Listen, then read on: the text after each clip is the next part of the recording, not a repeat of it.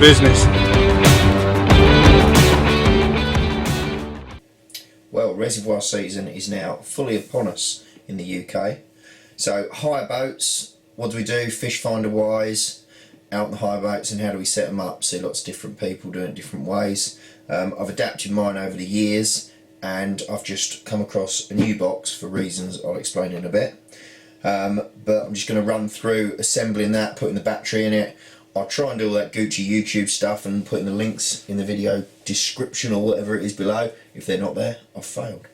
So anyway, on to box selection. Right, so I've gone for this Stanley box.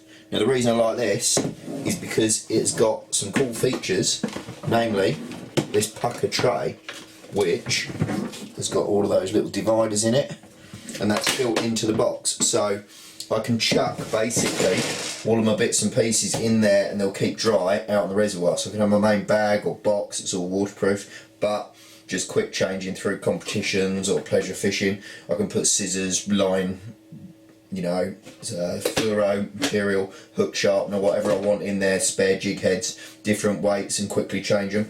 Also comes with this pull out tray at the top, which I've cut down but still retained the handle on that top section, and also that perfectly fits my battery into that space so that the battery can lay down flat in the box, tray can still go in, and I've got my electrical connectors there that I can connect my power lead to. I've drilled my power lead in already, I've got to do some electrical connections and bits and pieces, but yeah, right, let's get on with it.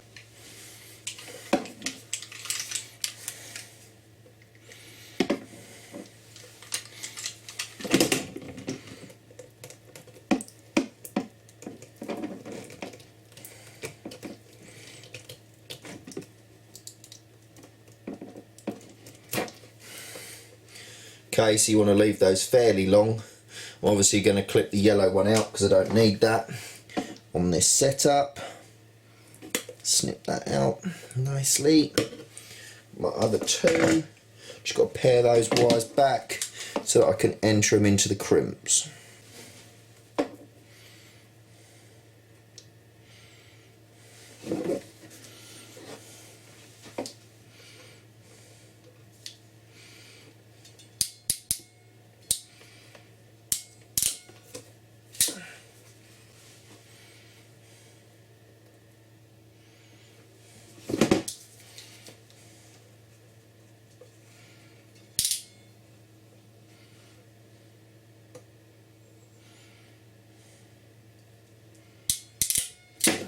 On the top side here, I've just gone for a simple Johnny Ray mount. I had this on my old boat, so I've just literally drilled through, cut a piece of metal to act as a massive washer on the underside, mounted that on the internals. That sits there. The good thing about these, quick release, so I can just take that off, so now I can use that to mount the screen onto it. Before that, these new HDS Live brackets, the whole alignment is slightly different to the old ones that you had for the carbons, and before that your Gen 3. So all I'm going to do, just line it up quickly, drop a couple of bolts through. Oh, that's miles off where I want it. Drop a couple of bolts through there. My holes aren't quite lining up here, so slight modifications. Drop a bolt through there, just keep that in place.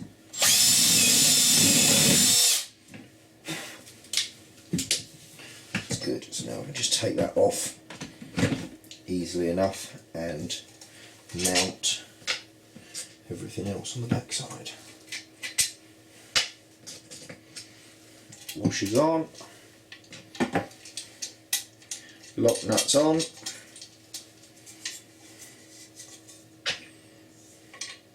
That's on, that's all nice and secured. That will literally just snap on there. Oops, get it right way around. Literally snaps on there. The good thing I like about these mounts is when you're sitting in the boat, you're at the front of the boat, back of the boat, and you want to show your mate something on the fish finder screen, you can just rotate that round. There's no sort of wiggling it about, it just stays nice and still. You can strap that box down. So I've got a bungee for that to go under the boat seat or thwart board. It's got a couple of nice clips on each end there, so I can just put that in. They're just neatly drilled out. Perfect. Right, now one other thing that I've done on this is also to make a little handy hook holder. So on one of these I cut down and modified a jerkbait box recently, so that's just the inserts out of that, and all I've done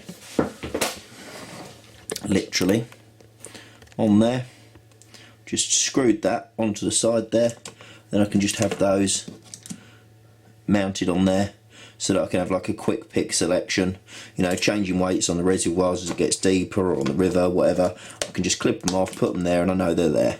Obviously I've got plenty of backup space in the drawers in there, which is good. We likes that. And then the main box there, and like I say, there's the tray that I've cut down, and there's all my electrical connections. Now, moment of truth right here, let's see. Get the old unit mounted in there. Nice, nice, like that, like that. Good, nice big stable box. Obviously got a 12-inch screen on there, so I want it to be sensible size. To the back, power cable in, that's good. Bring that back, connect everything up in here. So actually good time just to have a quick focus on the battery actually. So battery wise, this is one of the Tracer batteries, and as promised I'm going to try and stick a link in the description below. That's the boy there. Charge it up, and then I've just put a couple of wires on there, connected them with a couple of quick connectors, run that out. Just got a little neoprene case on it. I think they're actually for golf buggies. That sits in there like that. Put the tray there, that should wedge that up far enough. That tray should sit down to satisfy my OCD. Yeah, there we go. And obviously I can just chuck little lures or unhooking tools or whatever in that, so I thought it was a shame to waste it. Right, so let's connect this up and see where we're at.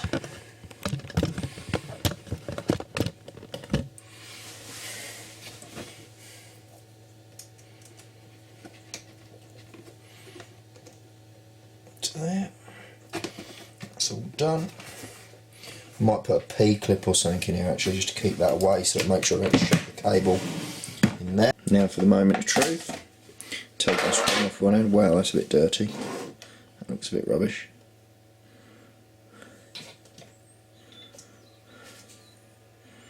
Ooh. There we go. Sorted. That's the box. All ready to roll. That's in and out tray. Chucking your lures and bits and pieces in. The little lure hanger thing on the side. Slots underneath. But you can obviously have that onto thwart board for the boat or the seat. Clip it in. Run my bungee under the seat. Round to the other side. All good. So, there we have it. Quick and easy way to make yourself a nice little reservoir fish finder battery box and screen mount all in one. Cheers for watching, guys.